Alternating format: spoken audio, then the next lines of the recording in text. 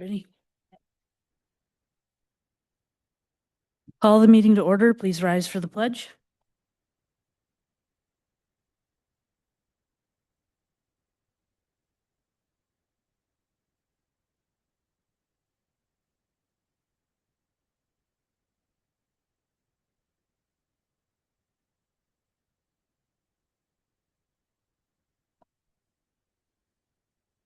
On behalf of the Board of Education, welcome to our meeting this evening. This meeting is being recorded. The recording will be available shortly through the school website using a link through Board Docs. We would like you to know that if you have questions or concerns, that we strongly encourage you to utilize the Honeoye Central Chain of Contact. This will ensure that topics that are of importance to you are directed to appropriate people and can be looked into in a timely and efficient manner. Before we proceed, please set your phones and devices to silent or turn them off so that we can conduct board business without disruption. Jen, is there anyone signed up for public expression? Yeah. Okay, then we will forego public expression tonight. And we will move on to kudos. Does anyone have any kudos? Jermaine, do you? No? No. Oh, okay. I would like to say thank you to our transportation department for the other day. Oh, I'm sorry. I would like to say thank you to the transportation department. I know the weather was less than desirable and kiddos got to school okay. So thank you. Megan, do you have anything? I did have, well, I guess I'll just mention it. I did have something for Bob Chavez. I just want to get a shout out to him. He was in one of our recent newsletters. I can't find it now, of course, but I do have it and I was going to pass it around to show everybody, but it did a little like highlight on him and what he does. So it was great to see. So shout out to Bob and thanks for all that he does. All right, then if there's nothing else, we will move on to the Board of Education committee reports and updates. Jermaine, I have Finance Committee on here. Yes, we did meet, but Derek will be discussing what we discussed during that meeting. Okay. And then Jim Helling and I participated in the walkthrough yesterday for the bidding process for the facilities committee. That went well. It started at 3:30. I don't think we were out of here any before 4:45, 5 o'clock last night. There was probably what, eight or nine people here that took part in that meeting. I think it went well. There were questions asked. Obviously, more to come from all of the different teams and entities that we've hired to help us out here. But so that's where we stand at this time with that. Otherwise, I do not have anything else for committee reports. So we will move on to the superintendent report. Superintendent Fluke, the floor is yours. Okay, thank you, Tori. Today, Transportation Coordinator Ray Thomas is here to discuss why going to one bus run may not make financial sense for Honeoye. He has prepared a presentation to highlight the pros and cons and will be available for questions. But first, congratulations to our Rotary Students of the Month. Tonight, we celebrate middle school student Will S. and high school student Audie H. for outstanding citizenship and for being positive community service members. Outstanding job to all of our students who participated in Regents testing this week. It was inspiring to see the students walking out of exam rooms with confidence in their academic skills. Thank you to our teachers for their dedication and hard work and all that goes into preparing our students for weeks like this. So thank you to them. Next, students from across the Finger Lakes region had auditioned for placement in all-county ensemble. After auditions, only the top scores from each instrument make up the ensemble. So take a look at this. Honeoye had 9 students, only behind Victor and Canandaigua, 2 very large districts. Honeoye had 9 students placed in the Finger Lakes Junior High All-County Band, 3rd out of the 13 that had students chosen for the ensemble. So great job to our student musicians and a huge kudos to our HCS music department. Well, I know our student board member is going to report out on winter athletics. I just wanted to say thank you and a shout out to our coaches, our winter athletic coaches. Last Friday, myself, as well as many of our community members, had the honor of presenting at our elementary school's second annual Career Day. Thank you to those who took the time to come out and share their careers with our students. It was truly an enjoyable and rewarding experience, and it was clear that the students really enjoyed it as well. So thank you to those who came out for that. And now to discuss the implications of transportation, possibly moving to one bus run, please welcome Ray Thomas to the podium.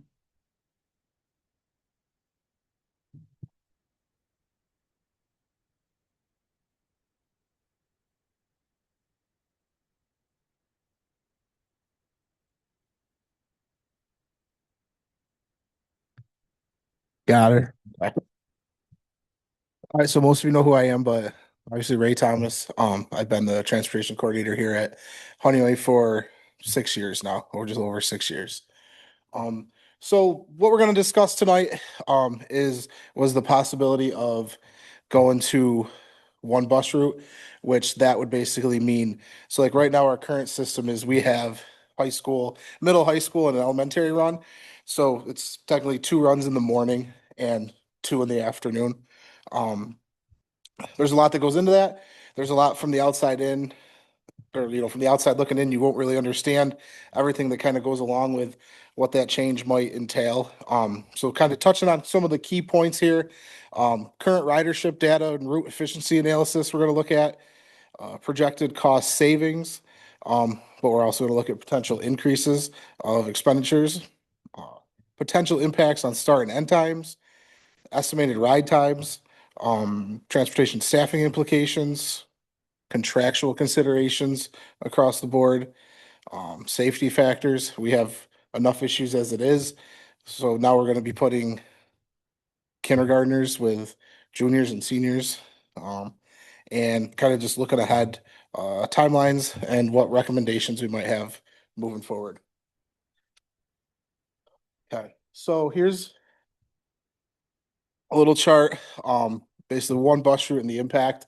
So this shows 100% of average daily ridership and 90%. Kind of the last meeting with the financial committee, we went over and they asked, well, what do we really feel is our percentage of the student body rides every day? And I just took like a couple days and added up the kids on the bus. And I told Jerry that we're probably, 75 to 80%, and we're pretty much right there, across the board. So this number's a little, skewed, but we're really right around the 80%, of the total student body. So that's, not including the absences and whatnot too. So per that day, it's probably a little, obviously, the percentage of students attending school that day, it's probably a little over 80%, but of the total student body, it's about 80%. But looking at these numbers, so what that's showing is if we were to, basically in a nutshell, if we were to go to one bus route, we would, so right now currently we have 7 in-district buses. So 7 buses in the morning and 7 buses in the afternoon, and they cover the complete district. What we would have to do one route we would have to break these routes down to cover a smaller area. So like currently, just for example, let's use the like East Lake Road, 33, Mosier. That's one of our bigger routes. Mr. Ale, he leaves the bus garage, depending on weather, no later than 6:15. And he's pulling in here at 7:30. So he's already on the road an hour and 15 minutes. And that's just doing a middle high school run. And then he turns around and goes right out to do his elementary. So just looking at this, number wise, if they're at 7, 100% ridership. And generally it's interesting with this, in transportation, you don't really plan on the exception. Like if there could be this many kids riding, that's usually what we kind of have to plan for, because we can't be caught. We can't be like, oh, now what do? We have too many kids. So we do kind of have to plan, and for a realistic number, but we always have to go on the high side a little bit. 90%, that's 8.7. We can't cut a bus driver in half, so, or a school bus, so that would be 9. So with these numbers, it would either be 9 or 10 buses that we'd have to go to, up from 7. Just comparatively, I've kind of talked to some people around the region.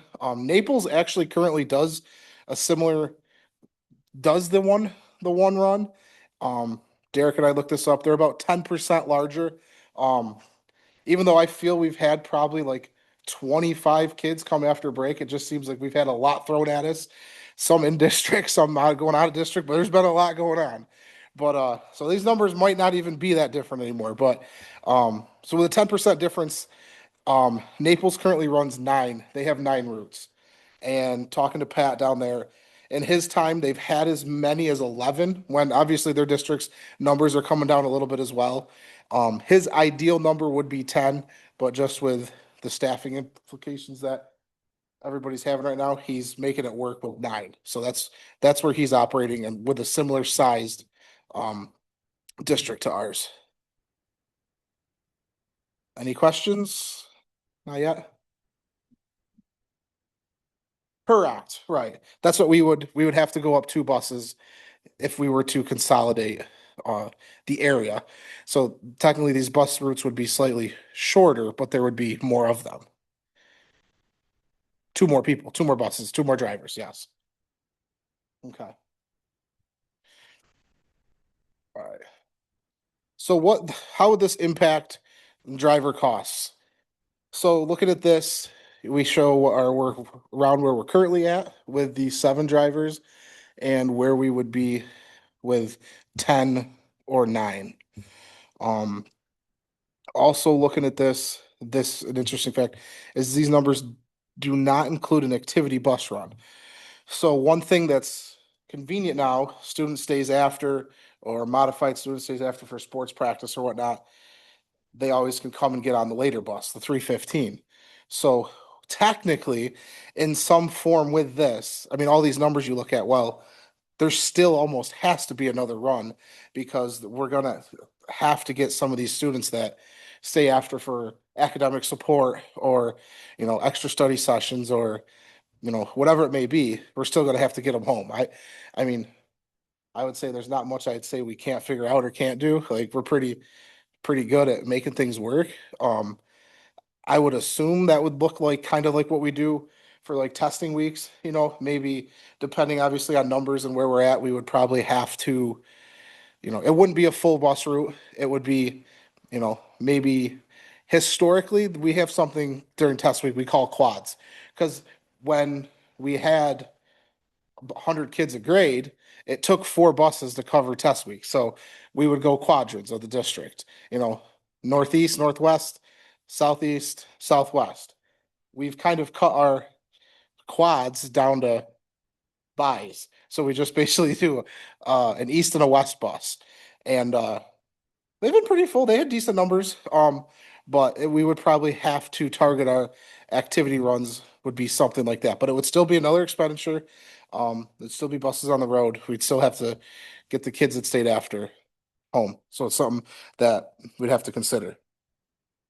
Ray, can I add something we didn't think about until our meeting was there are a number of kids that stay after for clubs. I know you mentioned academic extra support, Right. which we have that as well, but we have a lot of clubs that happen after school. And we have intramurals and band and things that happen before school. So there are quite a number of kids that do come early or stay late. So we would still That's have, where we're going into. That's a good Yeah. point. Like intramurals. we weren't thinking of it. It's nice now where, our elementary kids have the opportunity to come in on the early run for an extra band lesson, or they come in early for intramurals.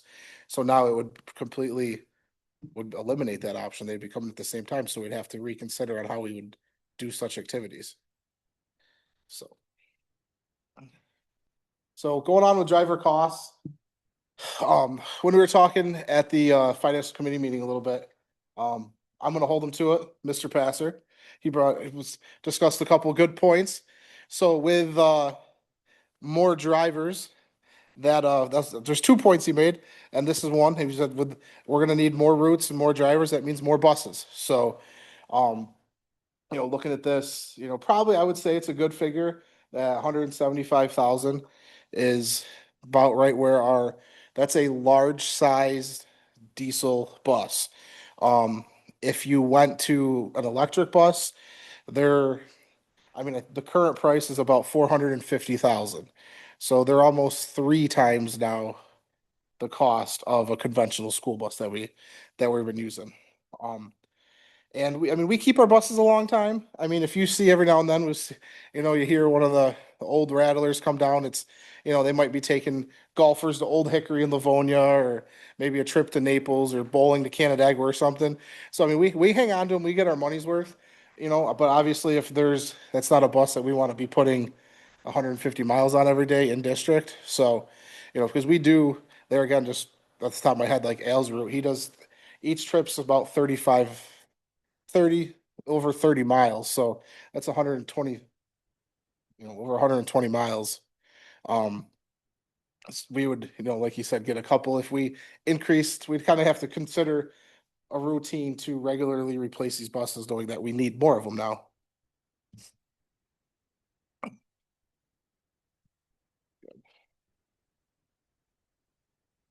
So the potential for savings and other costs. So more buses means more maintenance costs. Possibly, additional mechanic or overtime. More buses has the chance for more issues, more wheels on the road. Obviously more things could go wrong. Um, Insurance, inspections, driver license, more drivers, the trainings, the physicals, drug tests, more people means more cost. Savings, therefore, like I said, so using the same numbers, if, Al was going 130 miles with 4 runs, then he'd be doing, if he cut that in half and he even consolidated more, he would be, let's say, if it wouldn't be 65, because you'd have to go, it would only be one, and then it would be a lesser run. So he therefore would, obviously, there could be some cost savings in fuel. And then it's just typical preventative maintenance, less mileage, less oil changes, less wear on tires. So that shows some savings that could occur that way. Pretty good on my quick math, right? That's oh. So impact on one bus route. So this is kind of where it gets interesting. So potential losses. So no activity bus run, we've kind of already discussed that. Other opportunities, such as maybe, beforehand, your intramurals, your lessons. There's gonna be less, there's gonna be less opportunity for the luxuries within the transportation, right? By luxuries, I mean, no ability for students to change their routes. All buses are at max capacity, right? So right now, Honeoye is still one of the very few schools within the region that we change daily. It's, elementary dismissal is pretty intricate. This so and so going to grandma's or going to sitters or going home. We really don't have a limit, and we pull it off pretty good. A lot of districts, you have one spot, right? So if you're home from work that day, it doesn't matter. Your kid's not riding a different bus. They're still going to the babysitters. Like, if you're not don't want to pay for the babysitter to have your kid that day, like, you're in the driveway, the bus drops soon off to you, and then you go back home. Like, that's what a lot of districts do. They can't do multiple locations. And because some of these bus numbers they're that tight. Even right now, we're at the luxury where, we have a elementary student doing a birthday party on a Friday, and we'll throw 6 or 8 kids going to their house. That's something we might not be able to do anymore. If we have to pack these buses that full. So more students on the bus, more time spent on the bus. It could possibly mean more time.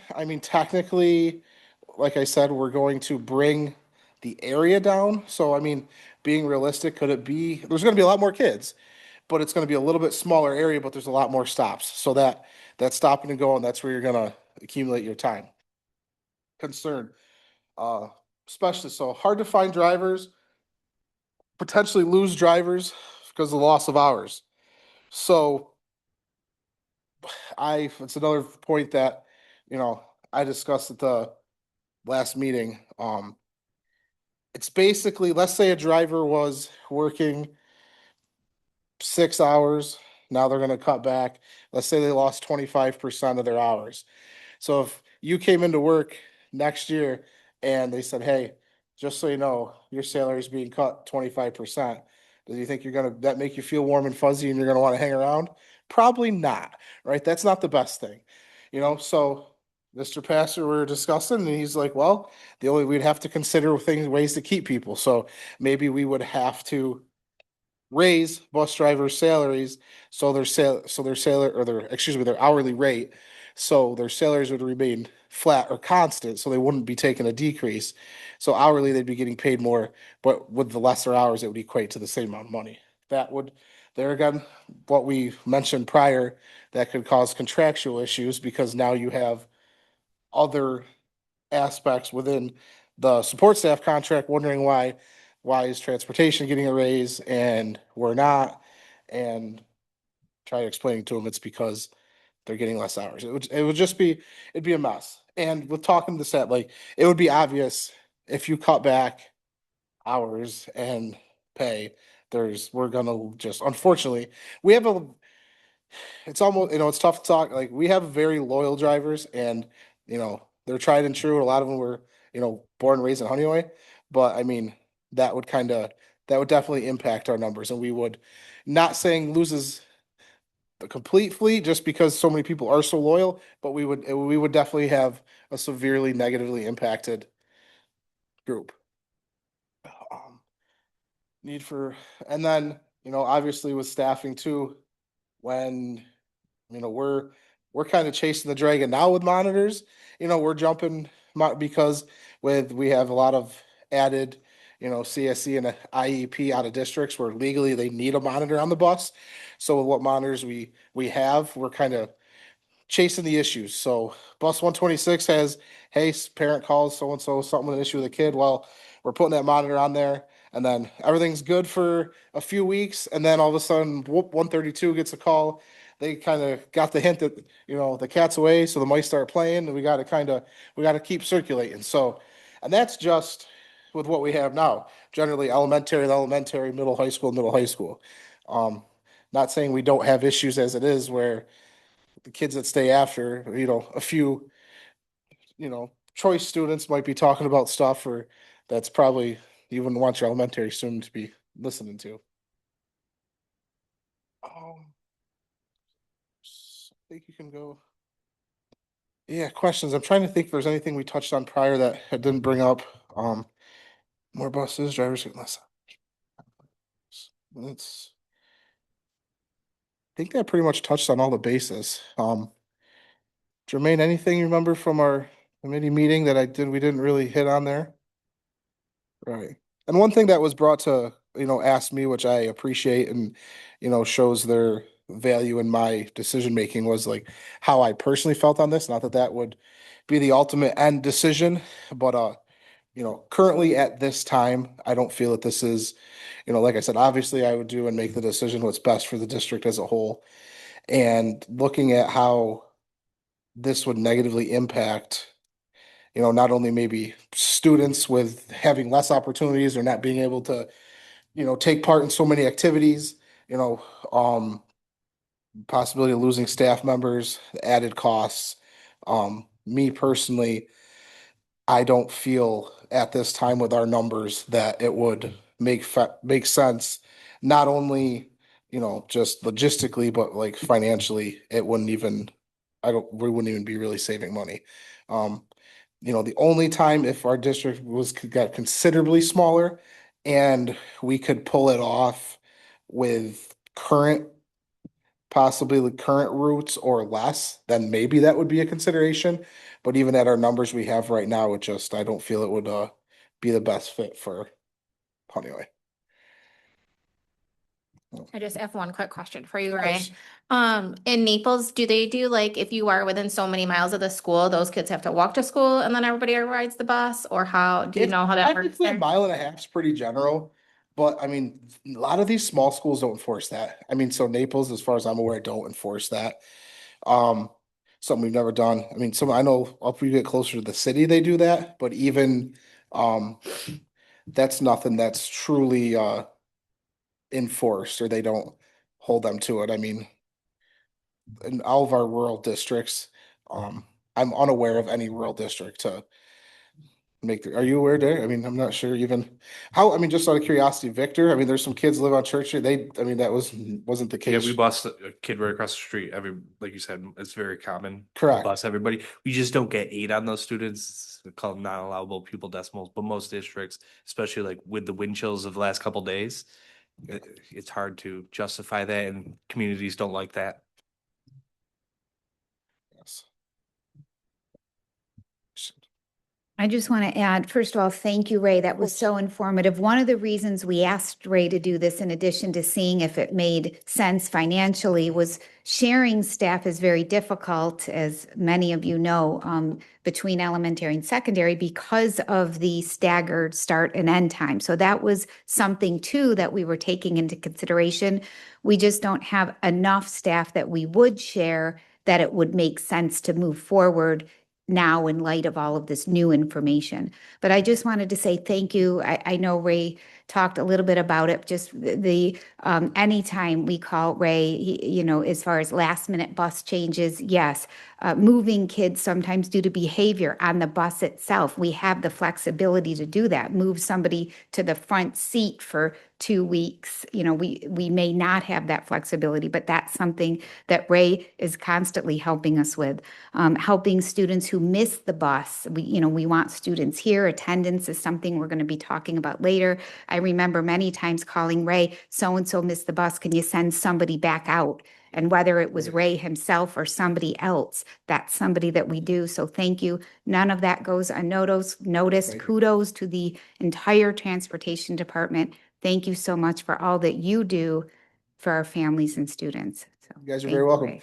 And that's also a good note to make, like with the 2 runs. So, I mean, something with the elementary is kind of one thing, like, yeah, obviously I've just shot out and picked up some certain kids that, their parents may not be able to get them in, but we have, daily middle high schoolers that, they might not get up out of bed or, they, so they'll call, hey, can you pick me up on the second run? Some of them get a little too used to it. They know, hey, if I'm not getting on the bus at 7, I can get on the bus at, 8:15 or 8:30 and make it in. So, but it's just kind of like I said, there's a lot of luxuries that I feel that we give these families and the kids, and I'm happy that we can do it, and I'm proud of what we do here, and I wouldn't want anything to jeopardize that. So. Thank you very much. Ray, I would just like to say too, thank you for looking at it through the lens of the people that work for you and what that would do and impact them as well. I appreciate you taking the extra time to think about Yeah, for them. sure. And me being on the 33 route, not anymore, but Right. Oh, yeah. I know that they don't have it easy when they're driving those routes. So again, like Karen said earlier, make sure they know that, thank you Right, for for what sure, they of do. course. Thank you. All right, very good. As questions arise, please feel free to always reach out. Ray is available, but I think we've decided at this point, along with the committee, that we're going to press pause on exploring the 1 bus run at this time. It doesn't mean that in the future, it's not Right. something we can revisit. Right. Okay, Yeah. all right. We'll just kind of keep an eye on things and adapt and make the best moving forward. All right. Thank you, Ray. Good. All right. All right, next up, I will turn the microphone over to our student board member, Marley. Okay.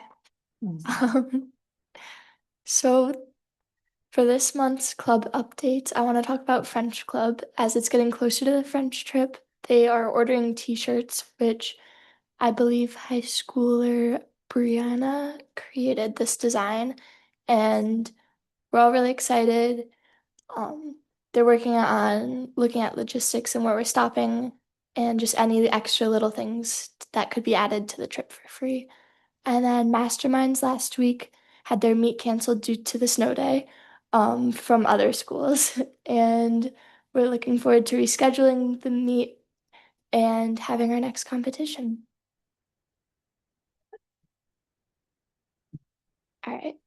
So, girls basketball is doing really well this season, especially with the challenging teams they're playing. This Friday, they're playing Dundee Bradford at home, which is one of the more tough teams they play.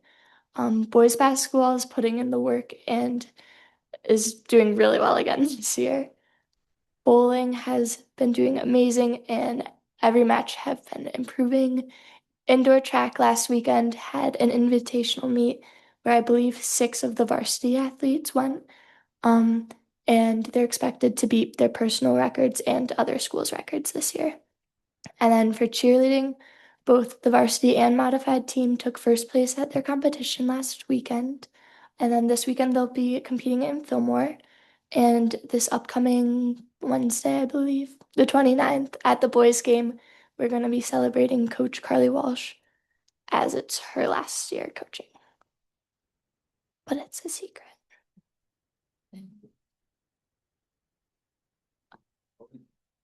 I don't think she watches these.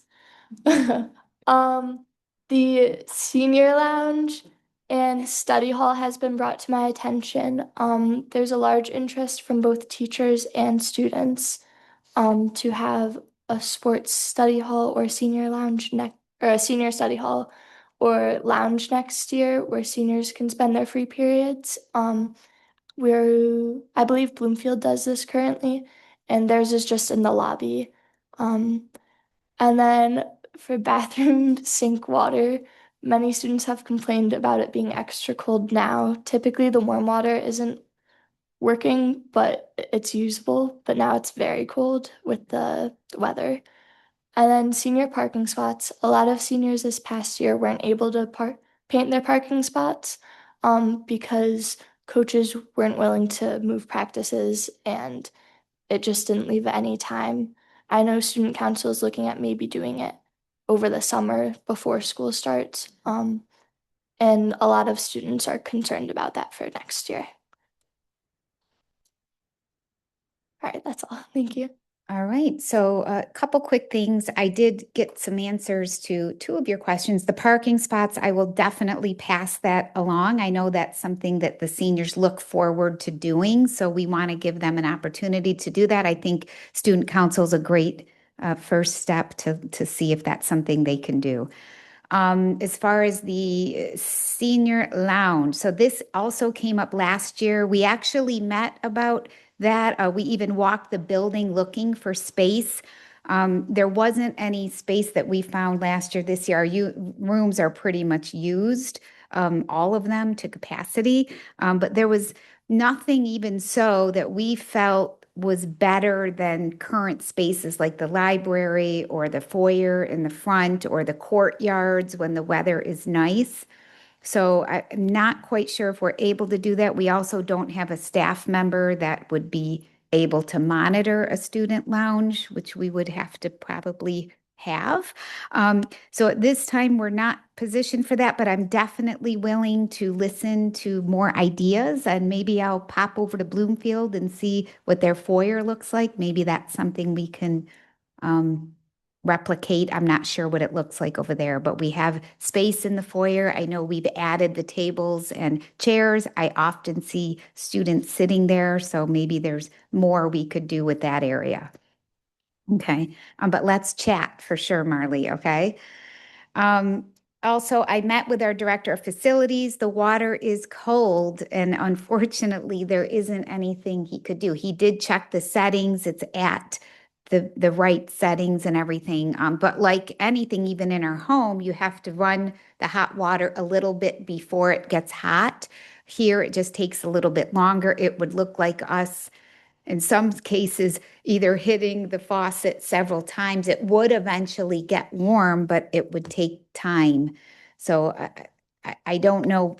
I'm hoping maybe I did put it in his ear to see if it's something we could remedy. I don't know that it is, but in the capital improvement project, there is an additional circulation pump being added. So maybe that will help out in future years, but Marley, it won't help out for you in the meantime, but we'll keep working on it. Okay, if the weather would just warm up, that would be the solution. All right, but thank you very much. As always, you bring the student voice to the table, and we so much appreciate that. So thank you. All right, and moving on to updates, just a couple quick ones. The first one, so we talked about this a couple times. We are super proud of the wide range of clubs, intramurals, and curricular activities that we're able to offer here at Honeoye. But to participate in these school-sponsored activities, the student must be enrolled in school. So again, after careful review and consideration, we are not changing our homeschool policy at this time. So that we can give plenty of advanced notice. If you are a community member and you typically use the building during the summer, please note that due to our capital improvement project, the building will be closed beginning Monday, June 29th. This communication did go out to all of our community members who typically use the building.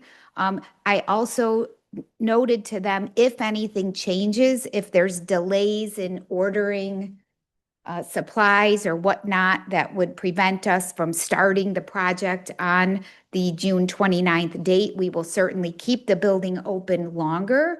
But at this point, we're hoping our timeline is stays and that we'll be breaking ground in various places, including both gyms, both covered entrances, the playground, and in other areas in the building so that the building will be closed. Okay. Since September, we've been discussing the possibility of an athletic merger, and entirely due to participation numbers this year at this time, we are confirmed that Honeoye will be merging with Bloomfield for baseball. Please note we are currently merged with Bloomfield for lacrosse and track, so we're confident that we'll be able to support a smooth transition. Ray is involved and transportation is in the works and conversations around that. If you have any questions, our athletic director is available and willing to answer anything anybody might have.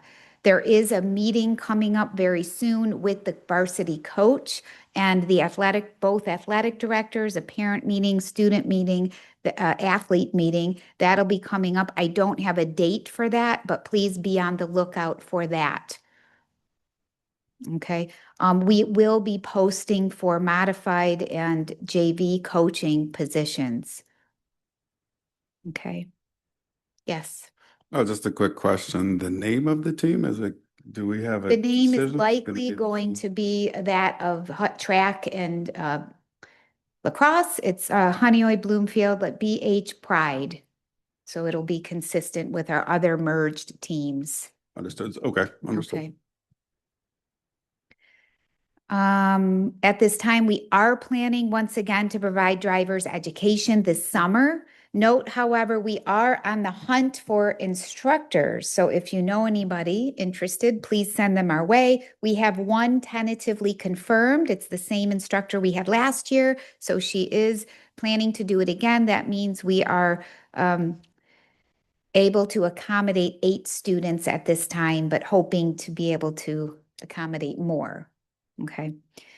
Moving on to elementary updates, pre-kindergarten and kindergarten registration is now open. We currently have 18 registered for pre-K, 20 for kindergarten. We know it's very early, but if you know that you're registering, please get those into the elementary office, or if you know anybody who is registering, please let them know.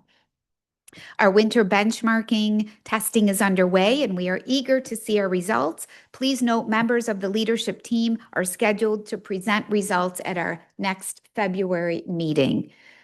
Conversations are already in the works regarding next year's budget projections. And the literacy committee has been hard at work narrowing down potential literacy curriculums.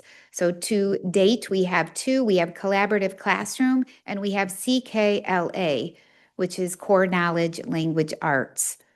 So both are widely used programs, and we are hoping to set up visits with schools in the area using these curriculums so that our team can ask questions and see them in action. So stay tuned for updates from that. Please mark your calendars. The elementary school play will be held in the auditorium on February 10th at 7 p.m. A couple quick updates from the secondary office. We are proud to announce a new offering. It's the Armed Services Vocational Aptitude Battery. So this is a test. It's for military enlistment eligibility and to match recruits with military occupations. So it's scheduled for next week, January 28th. Master scheduling has begun, including new course considerations. So we're excited, hopefully, to be able to share a few new additions for next year. Attendance mentors are being assigned to students approaching or who are currently considered chronically absent. That is, being absent more than 10% of the time. Mentors will monitor daily with and follow up with phone calls every time the student is out, and are hoping to work with families to remove any roadblocks. So again, what could we be doing as a district to help with this? Due to this week's Regents testing, winter benchmarking assessments will take place at the secondary level next week. And again, Nate will be here. Nate, Mikey, and Erica will be here next week, and likely Matt to follow up with our results and to present at our next board meeting those benchmarking data results. And lastly, it's hard to believe, but Q2 will be coming to an end with January. February 2nd marks day one of Q3. Or semester 2, if you want to look at it that way. And finally, as previously communicated, the district is developing a new and improved strategic plan consisting of input from all of our stakeholders. To help us with our plan, we have partnered with superintendents from Greece, Kathy Groutman, and Holly Brian Bartolo. To date, we have all members identified and logistics have been established. Our first meeting was held already, January 15th. Survey data was collected earlier in the year, if you recall, from students, families, and staff. That has been reviewed and is going to be worked into our plan. And we are scheduled to include all staff in the process on Superintendent's Conference Day. Kathy and Bart will be here then as well. They will also be here later in the year to present to the board, but we also have Sandy Hubble and myself as members of the team who can provide updates throughout the process. Updates from the technology department are also plenty, and I will make sure those are posted with the slides for the board tomorrow. Okay, that's everything from me. I now turn it over to Mr. Valise for our monthly capital improvement project updates and business office updates. So as mentioned, the Finance Committee met over break. Currently, we are looking at a budget of just shy of $22 million, and that represents just the rollover budget. That's our contractual increases. The large driver on this one is health insurance. Health insurance is going up 18 to 20% right now. Those are just estimates. Those are set to be finalized by the Health Consortium next month. But that's always a topic to talk about. The governor's proposal for state aid came out yesterday. We're currently analyzing that because in comparing it to how realistic we actually think it is. For the next couple of months, we'll see some jockeying back and forth because the Assembly and the Senate will propose their budgets, and then eventually in April they will decide on a final budget. As normal, it did come in low. It happens every year in negotiations. You don't want to come out with your best foot forward because then you have no room. So this year, the governor has a 1% increase on foundation aid for the hold harmless districts, which is nowhere near inflation. So we're going to continue to monitor that situation and see how we end up with that. In addition, at our Finance Committee meeting, we talked about 2 exemptions that the governor approved on December 19th. I believe that you already have some. So I have some information for the Board of Education. We'll just talk through it real quick. So we reached out to Ontario County to get a better understanding of the disabled veteran exemption. Unfortunately, we've been a victim of the media again. I get off my pedestal on that one, but it's like the 2% tax cap that wasn't really a 2% tax cap. So with the disabled veteran exemption, the way that the law is written, it is only for the portion of your property that relates to your disability. So we were like, what does that mean exactly? So if you were a wheelchair bound veteran and you had to put an addition on your house like a ramp, only the ramp would be tax exempt. So then we had another question out like, so we went several years in between assessments. How do you articulate or extrapolate from the assessment increases that the town of Richmond had? How much of it was related to those improvements? And they kind of told us they don't really have much guidance on that. It's going to be a mess. But with every other exemption, the state is not funding it. It would just be passed on to other taxpayers, but it is not a full-fledged tax assessment reduction as the media has portrayed it. It is only renovations to your house related to your disability. In addition to that, when they issued the disabled veteran exemption, they updated the senior citizen exemption. We do currently participate. They just increased the thresholds. Similar with the disabled veterans, the state's not funding it. So if the board is interested in doing that, we could explore that opportunity, but that would just be spread out over to the other taxpayers. Any questions about budget before we go into the capital projects?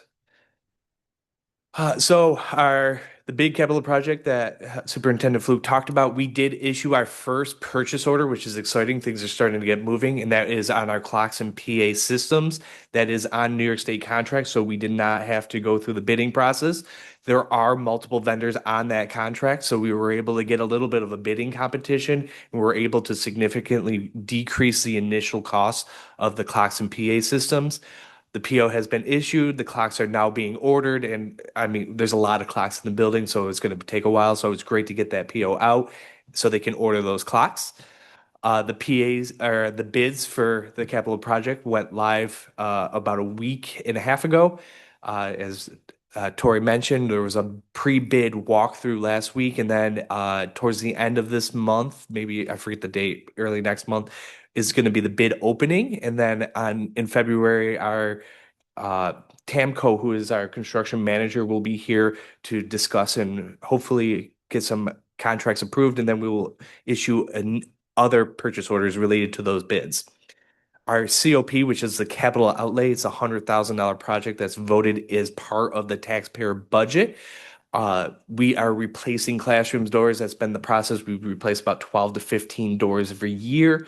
In order to move forward with the project, we have to do what's called a seeker, which is the State Environmental Quality Review. Essentially, we have to make sure if we're doing anything that we don't disturb the environment. So when we look at this project, we're not diverting where water flows outside. We're not building up and impacting migration of the birds or anything like that. So based off of prior legal advice, we're just replacing classroom doors. That the board has the ability to waive the seeker, and that is a resolution that is being presented tonight. So I would be looking for a motion to approve the resolution, which is the secret resolution. I get a motion I'll move. and a second. I'll second. Is there any discussion? All in favor? Aye. Any opposed? All right, that's carried. That's all I have for tonight. Thank you.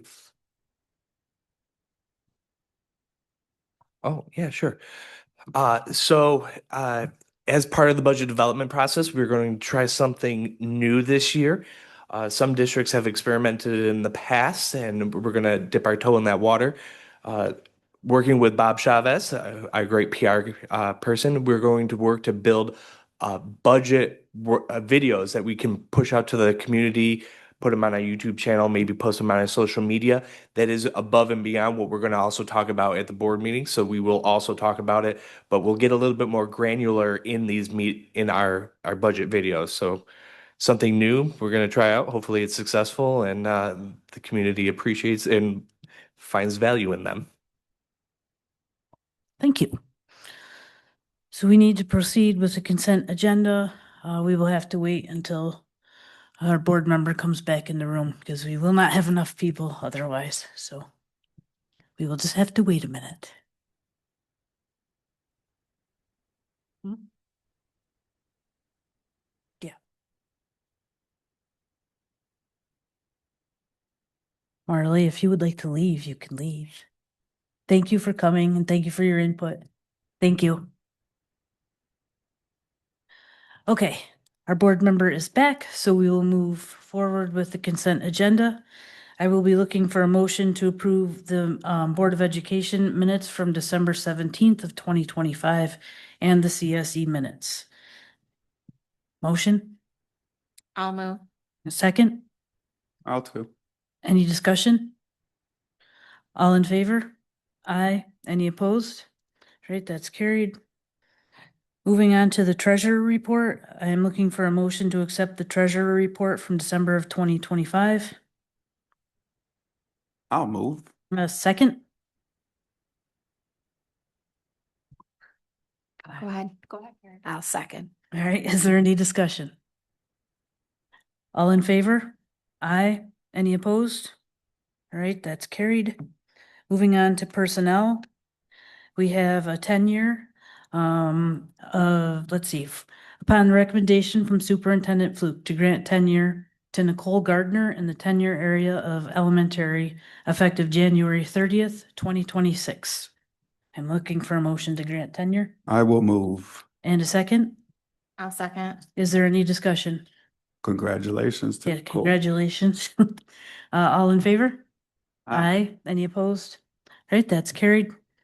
Moving on to appointments, we have the appointment for 25-26 secondary extracurricular activity advisors for major musical co-directors, Corey Cavila and Lindsay Oliveri, Melanie Braun as the major musical producer, and Shaylin Johnson as the major musical designer.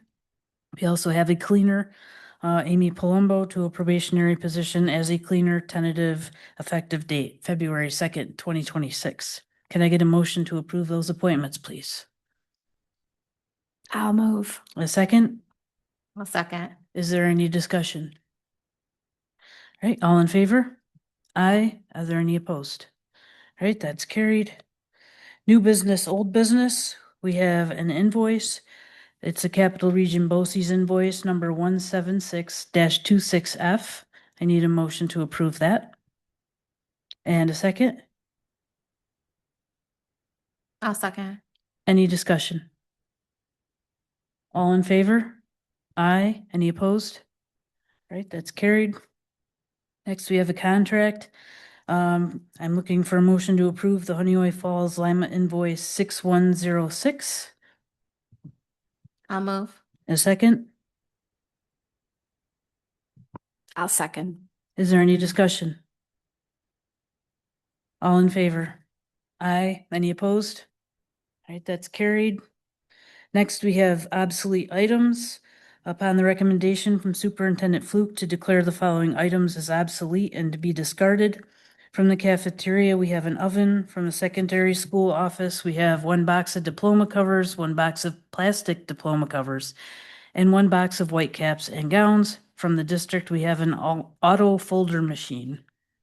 I'm looking for a motion to declare these obsolete and discard. I'll move. I'll second. All right, any discussion? All right, all in favor? Aye. Any opposed?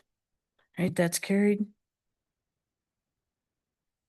Next, we have a memorandum of agreements for the HASA and HSSA Lunar New Year MOA for 2026. I need a motion to approve these, please. I'll move. All right, is there any discussion? All right, all in favor? Aye. Any opposed? All right, that's carried. Next is the capital improvement project. We have an invoice from SWBR, invoice number 2408411. I would need a motion to approve that, please. Second? Any discussion? All right, all in favor? Aye. Any opposed? All right, that's carried. Next we have comments from the Board of Education. Jermaine, I have you for the NISBA convention. Do you have an update on that? I do. I'll be reading this off my computer since this is what my notes look like. So I didn't want to struggle through it in front of everybody. I attended the NISBA convention remotely. They offered the convention online, so it was nice to sit there for 3 days in my pajamas and participate. There were 25 sessions. I won't read them all off to you, but I picked out a few that I suppose were most important or maybe most relevant right now. The first one, budgetary insight. So I guess we kind of touched on that. Just talking about explaining how the equalization rates are used to ensure fairness across towns with different assessment practices. They talked about how two homes with different market value pay roughly the same taxes, even if their taxes differ by 50% or more. The exemptions that you just mentioned, they do reduce what some homeowners pay, but the costs get redistributed throughout the rest of the community. They said that the real measure of the tax burden isn't the rate per $1,000. It's what percentage your property's true value of your income goes towards the taxes. If we can track these metrics over a period of time, we can get a clearer picture of what we're doing. The tax levy number seems to be really misleading, but I feel like you just talked about how we were going to discuss that. I mean, we've talked about it since here. But it says that they said by analyzing tax on true value and tax as percentage of income, we can have more meaningful conversations with our community. But again, we just talked about that. We just talked about the videos and talking and getting everybody involved as much as possible. The second one, student mental health. It is not just a wellness issue, it's academic imperative. We need to make certain that our students are sorry, I'm feeling emotional about this one. Just they're in a good place because it's really difficult. Sorry. It's just important. We go through it a lot. We had a lot of issues. It says it right here. 40% of high school students experience persistent sadness. And it's something that I don't think that we address enough. It affects them. It affects their support systems. It affects the staff. It affects everybody. It affects their academic well-being. And I guess that's important. The most important thing. Yeah, maybe not. Maybe not. So they suggested a comprehensive multi-tiered system of support. Providing universal prevention for all students through social, emotional learning, and restorative practices. Tier 2 offers targeted interventions like mentoring,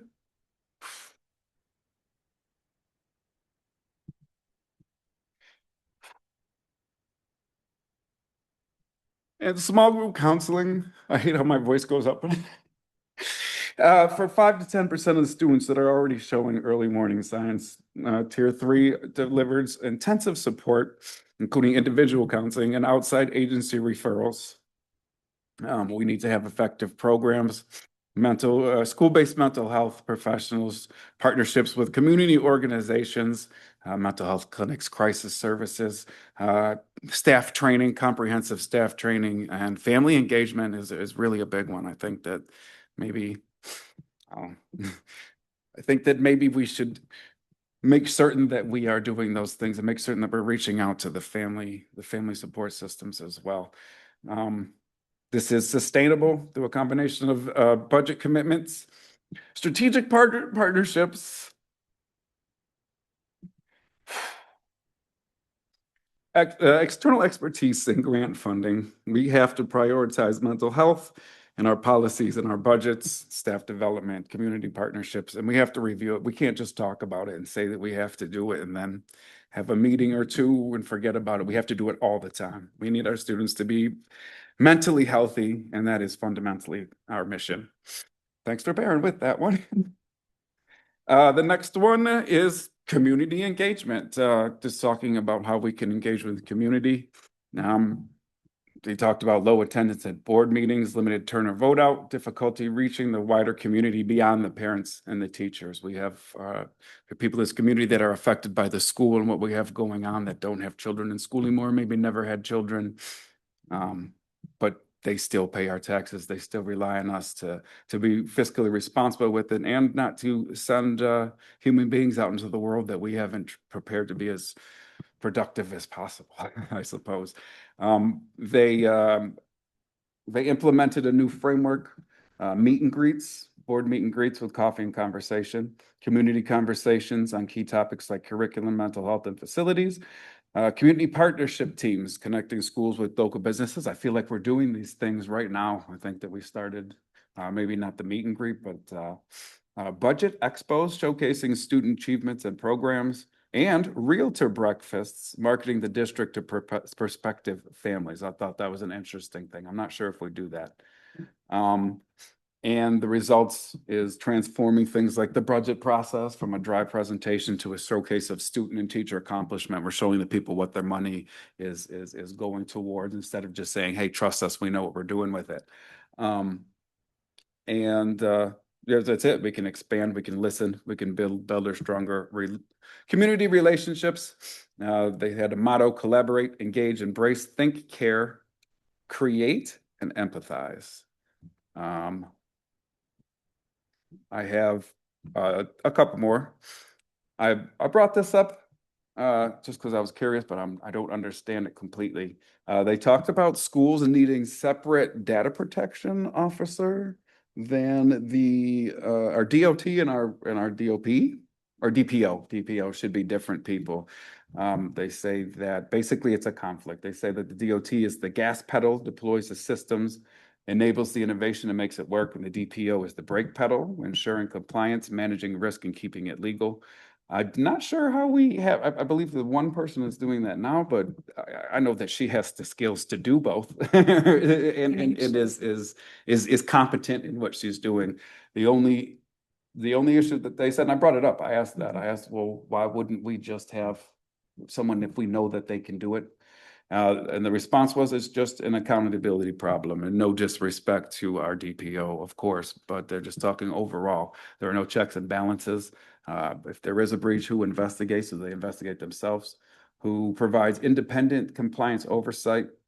The IT protects the system, the DPO protects the people, and the board gets both of the perspectives. They gave some math about the separation. They said salaries could increase in things, but on the opposite side of that, having data breaches, having information held for ransom, they said. I'm not sure if I understood, but they say millions of dollars, legal penalties, the board trust, the liability. They say it's probably better to get ahead of it instead of waiting. The bottom line is you wouldn't make your CFO be the superintendent. Our CFO is our board president. So why would you combine that role?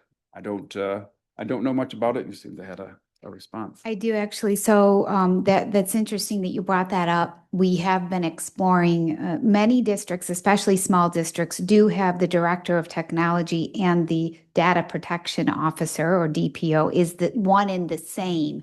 Now, it really should be two different people because it's like a checks and balances, right? The DPO is doing their work and the data protect or the the technology department is doing their work and the data protection officer is checking it. Erica right now serves as both. We recently had a meeting with Matt Angel, the assistant principal and data coordinator. He will be assuming the role of DPO as of July 1. Okay, so right now he is in the beginning stages of learning all of the parts of that role. Erica will still be doing, she is fantastic at it. Yep. She'll still be doing a lot of the work behind the scenes under the umbrella of the technology director. And then Matt will be the person doing those checks. Okay, if there is a breach, Matt will be the one responsible for the paperwork and the investigation and the figuring out of that breach. Okay, so they're going to be kind of still working together. Erica's available to support him throughout this transition. Gotcha. Okay, so thank you for bringing that up. I appreciate, y'all getting right on that. Yeah, That's and awesome. it actually made sense because we have a data coordinator here in the building, so the data protection officer being that part of, under that umbrella made sense to us. Understood. And then finally, just talking about the board and the use functional boards and the way that we can be more efficient and work together. They said the conflict is inevitable, but combat is optional. The board, 4 things that we have to figure out: roles, who decides what, the process, how do we work, the direction, where are we going, and interpersonal, can we get along? They said that the cost of dysfunction is loss of trust. You miss goals. The community starts to question if you're working together well. Reputations, I mean, they matter, and poor student outcomes start to come because of that. I don't think that we are dysfunctional, so I want to point that out here. I'm just bringing this up because there are things that every board still, that has, and things that we know that we need to work on still. But I think that we are doing most of these things, or attempting to. We have the meeting norms, how we re-interact, our tone and our temperature, our psychological safety, our operational norms, what we do, the roles in the systems and the chain of command. We're trying to use those together to build bridges, relationships, roles, and then processes, and then the missions and the goals. And I think we do this. We reflect. I think personally that they suggested we reflect more than maybe we do. I think that we just do it annually. We set our goals, and then we go through the year, and then we say, how did we do it, and did we follow it? All right. I have to laugh because I have that written down so that we can do some, talk about it. I will. That's I so will weird. Continue, yep. That I won't continue in with that is, it's just the step 2 is collaborating, create 5 to 7 core norms together, use a facilitator if needed, make them Jermaine speaks, take 2. Make them specific and behavioral, make them visible. They said we should post them on the agendas and in the LGI somewhere. I don't know if we're doing that or not. Adopt them at public meeting, we do. Model them consistently. I know that we attempt to. I think that we do a relatively good job of that. And sustain it. They say that we should begin meetings with the reminder, and we should end with reflection. I'm not so certain if we need to do that or not, but I don't know that that's not a bad idea. Just a quick, and it says review it semi-annually and address violations privately. They said that the norms are not rules about what to think, tools to silence dissent or set in stone. Norms are shared commitments on how we treat each other, living agreements that evolve, and strategic tools for high functioning boards. We have to start by agreeing how it'll work before any conflicts happen. Build bridges now, don't wait for barriers. That's it. Thanks for bearing with. I appreciate it. So thank you for that. I would like to say, welcome to the Criers Club.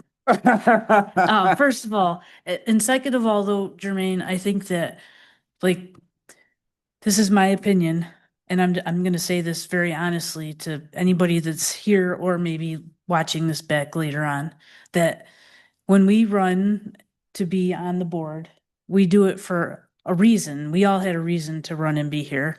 Most of us quickly find out that you can't do that because it's mandated by the state, or the school's already doing it a certain way, or the state education department says no. But I think what you just expressed, it shows very easily how we all tend to fall in love with this role that we have, the responsibility that goes with this role that we have. And ultimately, I mean, many of us don't have students in the school district anymore. They've graduated and moved on, but we still care about the kids that are still here. And I think it's easy for people that don't see us all the time to forget that we are human and that we do respond. We do cry about these kids and these teachers and the staff. It's extremely important. And I think that that's easily forgotten sometimes. So I just want to say again, as I usually do, like, thank you to my board for being here, because we are here for the right reasons. I completely agree with that. But just like I often talk about, we've had our wellness coordinator here before, and I worked very closely with Lori to make sure that any opportunities that were out there for mental health for the staff were offered to us as well, because sometimes we take the brunt of things and we get kicked when we're already down, and we all have things happening too that people don't always know about.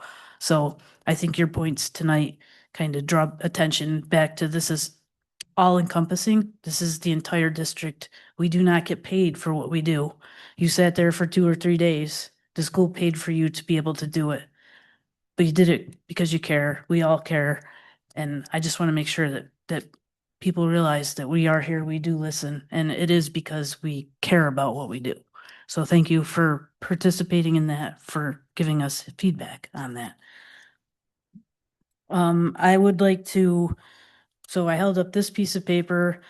Megan and I have talked just yesterday or the day before about how we feel like it would be great to have a team building experience, to maybe work on our letter to the community that needs to be submitted by February 13th in the Bulldog Beat. So we were thinking that this would be a good time to do that, touch back and see where everybody thinks, where are we doing well? Where can we do better? Where do you want to see us finishing off the rest of this year? Because we do write our goals, and then, like you just said, it tends to, they're there, and now what? We know we're working towards them, but maybe Karen or you or Megan has an idea of what we could do better to get there. So we would like to schedule a workshop or a retreat. I can send something out so that the board members that aren't here, everybody can have some input on this, but on dates. But just so you know, that was already talked about. So we would love to do that so that we can circle back and have some team building, make sure that that happens. So I also just said that we need to write this article for February 13th. I don't know then if we want to try to have a workshop or a retreat before that so that everybody could submit something, all their ideas, and we can write it together. Or if everybody would just like to send in an idea, I'll draft something and send it out to everyone to approve, whichever. I don't know what the timeline's going to be for getting everybody together at this point, because half of us aren't, well, 3 of us aren't here. So, I don't know if anybody has input or suggestions. How do you want to handle this? I feel like this time of the year, we always kind of get stagnant. I don't know what it is, if it's Kevin, like we're all inside, but like speaking on behalf of like having a workshop and stuff, that's something that we were thinking about. We don't know if anybody else would be interested in it, but I just feel like being on the board this time of the year just kind of levels out and we're stagnant. So it would help kind of boost everybody again and make sure we're all on the same page in regards to that. I know, I think it would be easier because it's only, 2 weeks out. So I think, Tori, for me, it would be easier just to have everybody send like what's kind of happening, what we think should be included, and kind of draft from, and I can help you draft from there. Does that work for the 2 of you? Okay, so I'll send an email out to everybody so they get the gist of what we're doing, and then we can pick a date for a workshop or retreat, whichever route we decide to go. I also, so usually the Board of Education has an ad in the yearbook. We usually use our own funds. Everybody splits it up and pays. So the 4 of us that are here, I'm okay with doing that. Are the rest of you okay with doing that again? Okay, so we'll be there for that. Also, I wanted to let you know that Jen has updated the chain of contact document and the organizational chart in the Board of Education handbook. So if you go to the back of that organizational chart is all there. So Jen, thank you for doing that. It's very nice to have all of it so we know who we should be talking to and who should we be telling people to talk to if they have a issue or a concern within the district. So thank you for doing that. I'm sorry, where can that be found? That's in the Board of Education handbook. So on the last 2, I think it's the last 2 pages. So, and then the updates to the Board of Education handbook that Megan, Sandy, and I brought before the whole board, that's all, even though it's a living document, it's all taken care of. And then, let's see. Just a reminder to check the recap that I sent. There's a lot of dates coming up with tours, things of that nature. And then lastly, in my recap, I did send out, Natalie would like us to do mid-year evaluation, and she gave the 25th or 26th of February as dates. I only heard back from Karen to availability. You can just email me, but I just wanted to mention it so that we can get that done. So, okay, okay. And then lastly, so Sandy and I attended the strategic design team meeting, the first one, that Superintendent Fluke just discussed a little bit ago on January 15th. We met from 11:30 in the morning till about 2:45 in the afternoon. We talked about the timeline of this, which is, going to be hopefully the start of the school year is when this will all kick off, but, we did some group activities. We looked at 4 current plans that other schools use. I thought that it was extremely beneficial. They did some activities like based on yourself so that you can basically look at what you're bringing to the table and the things that are important to you to bring to the strategic design plan. I thought it was great. Sandy asked me to let everybody know that she thinks it was great and she definitely wants to see us finish it. So, and I think that is all that I have. Does anybody have anything else?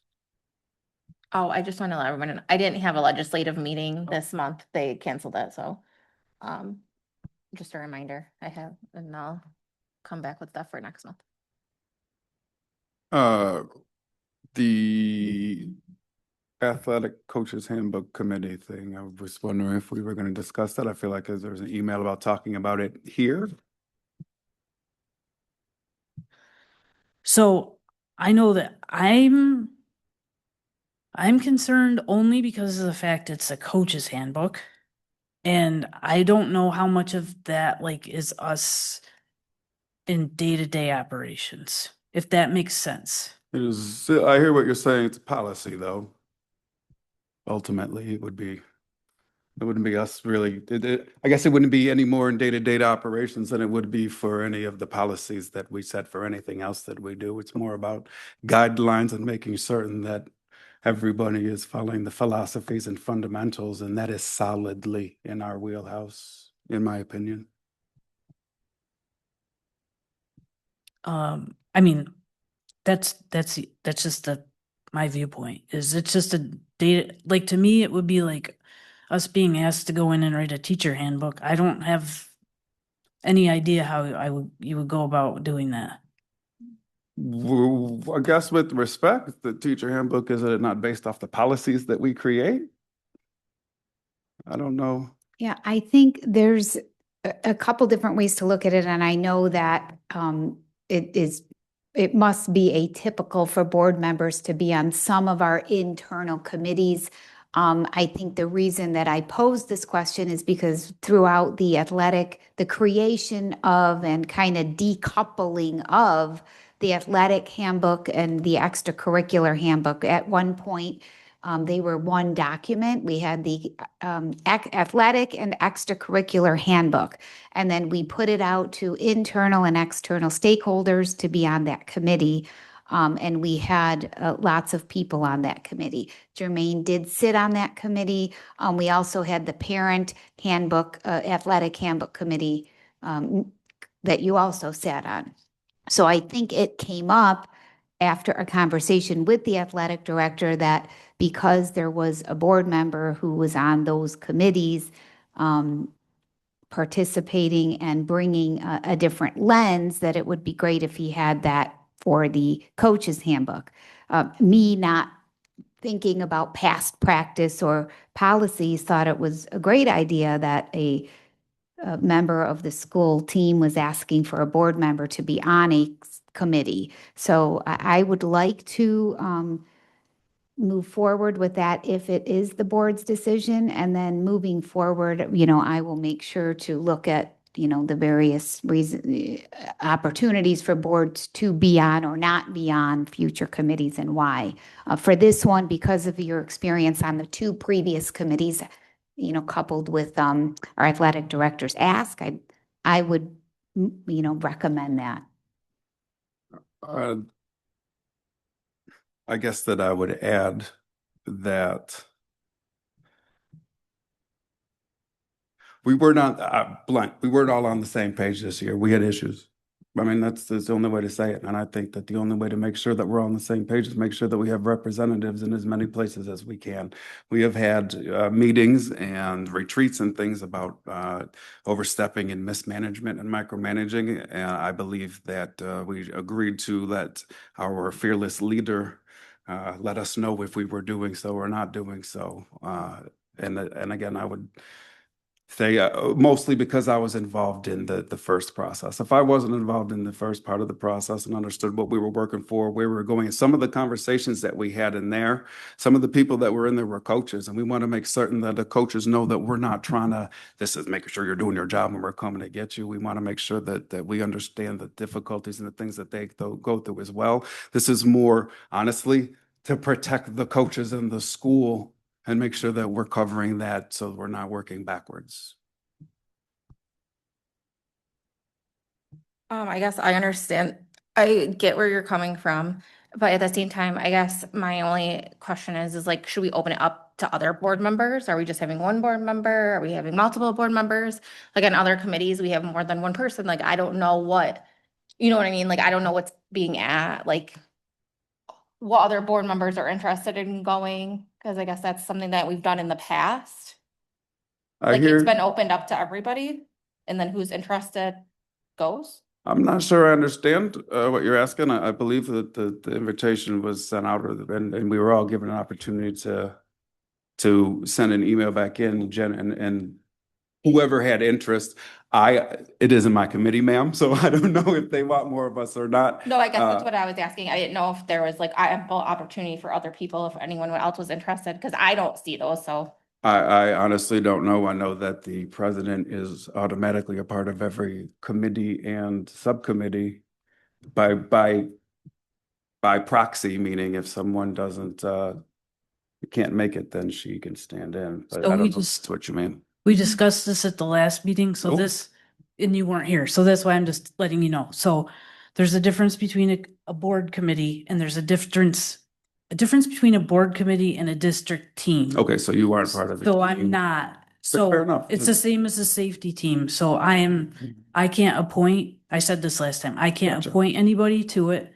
And I'm not like just an ex officio member. It's not like I can just, like I the understand. finance committee I can go to, because that's a board committee. Well, then, So if that makes sense. yeah, I Okay. retract my statement due to my ignorance, but I guess I would say then in response to that, we have the Strategic Planning Committee, which has a couple of members. We have the Safety Committee, which has one or two members or did in the past. I guess my answer is if we are invited, as many of us as they are willing to let come.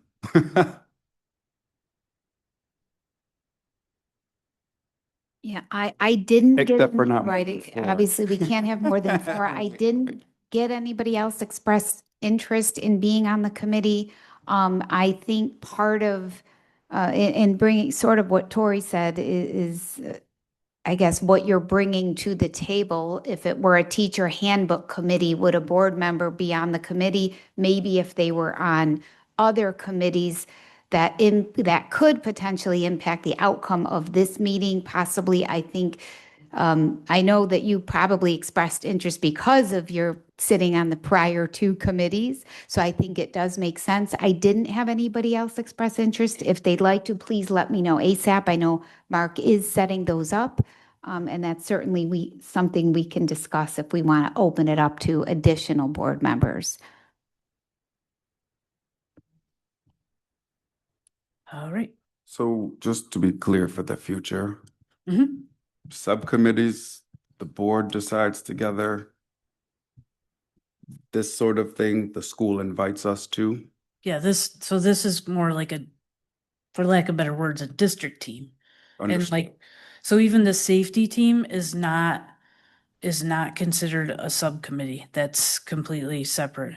Just so you get it. Okay, all I right. appreciate So you. because we do have so many different teams and committees, I will make sure moving forward, if it isn't an already established team or committee, I will make sure to get the word out to the board if we'd like to invite a board member. Okay, perfect. Makes sense. Thank you.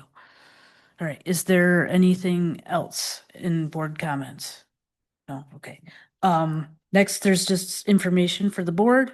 Do we need to go into executive for anything? Okay. All right, so then I would need a motion to adjourn the meeting, please. I'll move. And a second?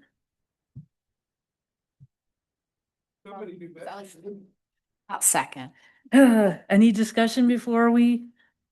Nope. All right, all in favor? Aye. Any opposed? Nope. Okay, we are adjourned. Thank you.